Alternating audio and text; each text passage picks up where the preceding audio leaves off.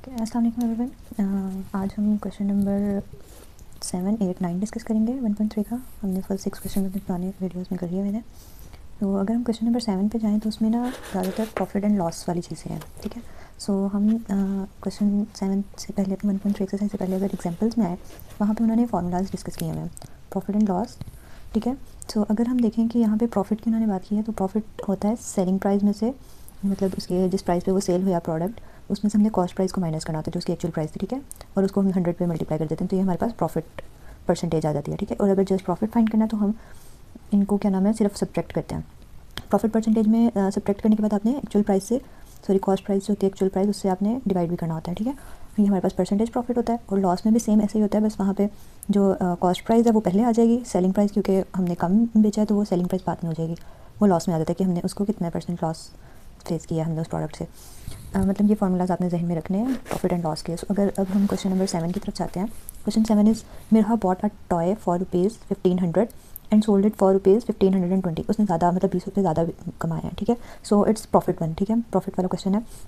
सबसे पहले हम देखेंगे इसकी असल एक्चुअल प्राइस जो है कॉस्ट प्राइस वो क्या है 1500, ठीक है। और सेलिंग प्राइस हमारे पास क्या आ जाएगी 1520, ठीक है। अब हम क्या करेंगे जिसमें प्रॉफिट परसेंटेज वाला डायरेक्ट फार्मूला पुट करें। अगर आप नहीं ये करना चाह रहे तो आप इस तरह भी कर सकते हैं, profit is equal to selling price minus cost price, ठीक है। फिर उसके बाद जो वो प्रॉफिट आएगा उसका परसेंटेज वाला फार्मूला आप लगाएं। मतलब यहाँ पे आप फिर जस्ट पी लिखना। मैंने यहाँ पे पी नहीं लिखा, मैंने डायरेक्ट इसको मेन वो कर दिया। ये देखें ये प्रॉफिट है ना, सो मैंने इस प्रॉफिट की जगह sale price minus cost price लिखा है, ठीक है। मैंने एक मेन फार्मूला में बना लिया। अगर आपने वो ये नहीं लिखना तो आप डायरेक्ट प्रॉफिट लिखें, बट ये फाइंड करेंगे प्रॉफिट आप, ठीक है। मैंने इसलिए इस तरह लिखा है कि अगर मतलब प्रॉफिट आप करना भूल जाएं फाइंड करना, और अक्सर बच्चे होते हैं वो प्रॉफिट की जगह एक्चुअल प्राइस लिख देते हैं और नीचे कॉस्ट प्राइस से डिवाइड करें, वो डिफरेंट हो जाता है, ठीक है। इसलिए मैंने ये बता दिया प्रॉफिट की जो चीज़ है वो ये है, ओके।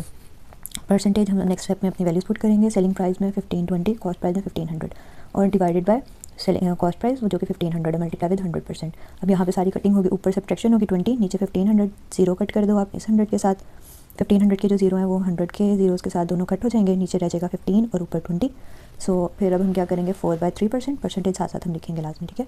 और जब 4 को 3 से डिवाइड करेंगे तो 13.3 हमारे पास आंसर आ जाएगा। जस्ट ये हमारा प्रॉफिट परसेंटेज है कि इतना हमें प्रॉफिट हुआ है उस प्रोडक्ट से, ओके। अब क्वेश्चन नंबर 8 की तरफ चलते हैं, okay. The annual income of Tayyab की एनुअल इनकम है 9,60,000, ठीक है।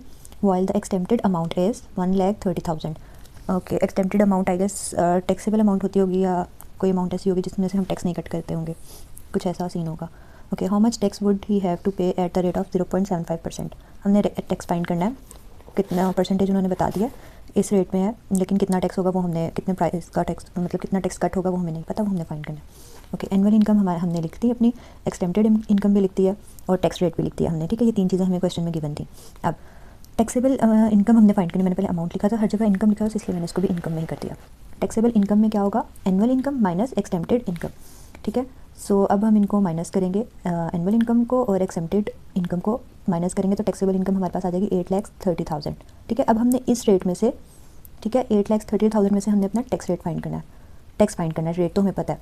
सो हम वैल्यूज़ पुट करेंगे, टैक्स की इज इक्वल टू रेट, ठीक है, मल्टीप्लाई विद टैक्सेबल इनकम, ठीक है। टैक्सेबल इनकम ये टैक्स का फार्मूला है। उसके बाद हम क्या पुट करेंगे, tax is equal to percentage की जगह मैंने 100 लिख दिया, 0.75 डिवाइडेड बाय 100 मल्टीप्लाई विद जो टैक्सेबल इनकम आई थी हमारे पास वो 0 से कट कर देंगे और फिर इनको आपस में जब मल्टीप्लाई करेंगे तो हमारे पास ये आंसर आ जाएगा। ये हमारा क्वेश्चन नंबर 8 यहाँ तक था। मुझे आइडिया नहीं है कि इनके एक्चुअल फार्मूलाज के हैं, बट मुझे इतना पता है कि इसको ऐसे ही सॉल्व करना था, तो बस ये इस तरह से है।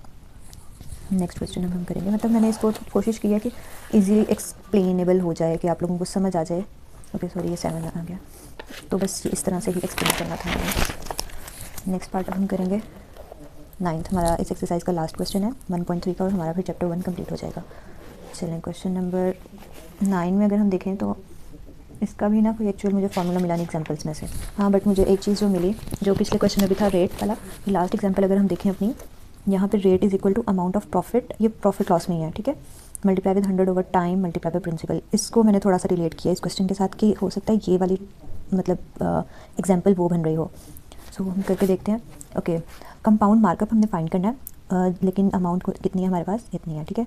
फॉर 1 ईयर, टाइम हमारे पास 1 ईयर है और रेट हमारे पास 14% है। Okay, amount is equal to 3,75,000, rate is equal to 14% and time is equal to 1 year, ठीक है। अब मैंने यहाँ पे ये थोड़ी सी चीज़ की है, आई डोंट नो ये इसका ओरिजिनल फार्मूला है या नहीं, लेकिन मैंने लिखा rate is equal to compound markup divided by 1 multiply with amount, जो अमाउंट हमारे पास आ रही थी। रेट की जगह हम 14% लिखेंगे। नेक्स्ट स्टेप में हमने वैल्यूज़ पुट की, कंपाउंड मार्कअप फाइंड करना है और डिवाइडेड बाय 1 मल्टीप्लाई 3,75,000। अब हम क्या करेंगे नेक्स्ट स्टेप में, हमने करना है यस, यहाँ पे हमने वैल्यूज़ पुट की हैं। अब नेक्स्ट स्टेप में हमने जो करना है वो यही है कि 14 मैंने परसेंट की जगह 100 लिख दिया, मल्टीप्लाई विद ये पूरी वैल्यू जो है यहाँ पे डिवाइड हो रही है कंपाउंड मार्कअप से। जब हम इधर लेकर आएंगे इसको लेफ्ट साइड पे, इक्वल के साइड पे, लेफ्ट साइड पे लाएंगे, सो ये वैल्यूज़ दोनों मल्टीप्लाई हो जाएंगी 14 के साथ। तो यहाँ पे ये वैल्यूज़ मल्टीप्लाई हो गई हमारे पास। ज़ीरो जो है मैंने 100 के वो इन ज़ीरो से कट कर, तो पीछे रह जाएगा 14 मल्टीप्लाई विद 1 14 और multiply with 3.3750 is equal to compound markup. 14 को आप इस वैल्यू से मल्टीप्लाई करेंगे तो हमारे पास 52,500 आ जाएगा, जो कि कंपाउंड मार्कअप है हमारे पास। और जस्ट यही हमारा आंसर यहाँ पे एंड हो जाएगा। अगर आप लोगों की यहाँ पे, बल्कि मैं ये बात कहूँगी कि अगर कोई क्यूरी है इस एक्सरसाइज से रिलेटेड तो प्लीज़ आप मुझे बताइएगा। और यहाँ पे हमारा चैप्टर 1 कंप्लीट हो गया। हम इंशाल्लाह नेक्स्ट वीडियो में अपना चैप्टर 2 जो कि लॉगरिथम है वो स्टार्ट करेंगे। अल्लाह हाफ़िज़।